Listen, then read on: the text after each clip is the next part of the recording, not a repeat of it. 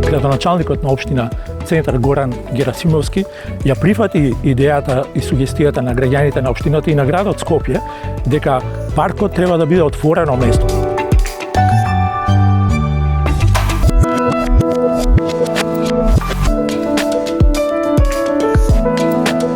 Еве сме во паркот на франкофонијата во Скопје, во општина Центар. Познато е дека паркот е донација на Република Франција во чест на војниците на Француската република кои во 1918 година ги биеле битките за Скопје за време на Првата светска војна. Тука е поставена и спомен плочата, но во меѓувреме паркот стана не само сеќавање, не само меморабилија за тоа за што е организиран, туку стана едно вистинско живо место.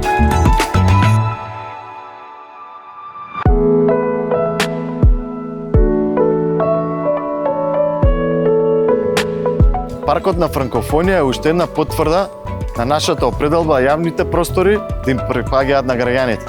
Како локална самоуправа континуирано инвестираме во уредување и одржување на парковите, но истовремено создаваме и нови зелени качења со општина Центар. Ова место во паркот на франкофонијата ми се чини идеално за да го почекаме тука, да го пречекаме Никола Писарев од Центарот за современи уметности, кој овде има стационирана оваа галерија. Ние свативме, гледајќи 30 години наназад, како уствари еден јавен простор станува приватен простор, а тоа ако не му дајате содржина, кои ги збркате луѓето. Почнувајќи од таа идеја, ние рековме ајде ќе видиме, ќе правиме разни интервенции, уметнички инсталации и слично во тие такви површини, колку можеме повеќе да практично ги окупираме на некој начин тие простори со некакви креативи за да оневозможиме антиокупација, односно да невозможиме првично девастација, а после пренамена на тие простори. Денес парковите не се само место за прошетка. Во нив создаваме детски и спортски игралишта, фитнес зони и содржини што им овозможуваат на граѓаните активно и квалитетно да го минуваат своето слободно време. Наша цел е секој парк да биде уреден, безбеден и достапен за сите. Затоа што веруваме дека токму ваквите јавни простори го подобруваат квалитетот на живот во нашата општина. Активностите, сршта на активностите уметнички на Центарот за современи уметности се можеби 30% од активностите. Другите 70% се на активности насочени кон граѓаните, активности на разни групи, формални и неформални од општина Центарот Скопје, кои што изведуваат своји активности, кои што го имаат ова као свое место за делување. Концептот на паркот на франкофонија е да биде простор што ги обединува сите генерации. Во изминатите 2 месеци тука се одржаа десетина концерти, традиционални манифестации за промоција на локални бизниси, меѓународни настани, детски и спортски активности. Практично имавме се, од народни песни и ора до изложба на мотори од европски размери. Токму тоа е идејата, секој што ќе дојде во паркот на франкофонија да најде содржина што му е блиска.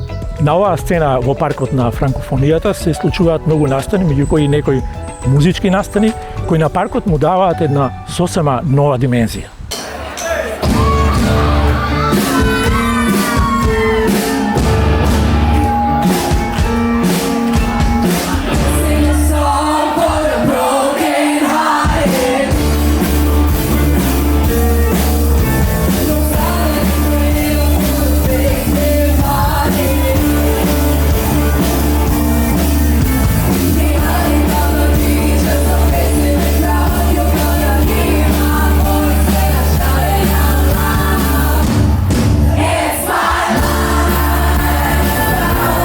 Наши ученици спремија 29 одлични композиции.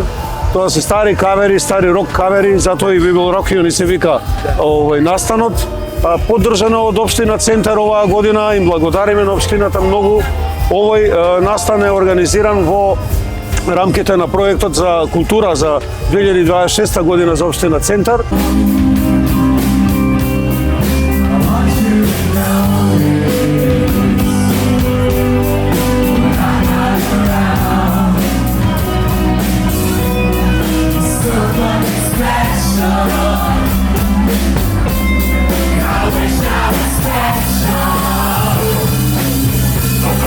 When I was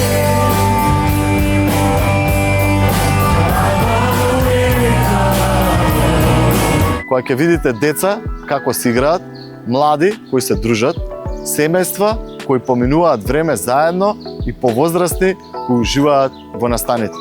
Тогаш знаете дека паркот е исполнил својата вистинска улога да ги поврзува луѓето. Паркот на франкофонија вечерва има можност и публиката што е тука имаат можност да чујат деца кои што доколку затворите очи звучат, свират и пеат како возрастни.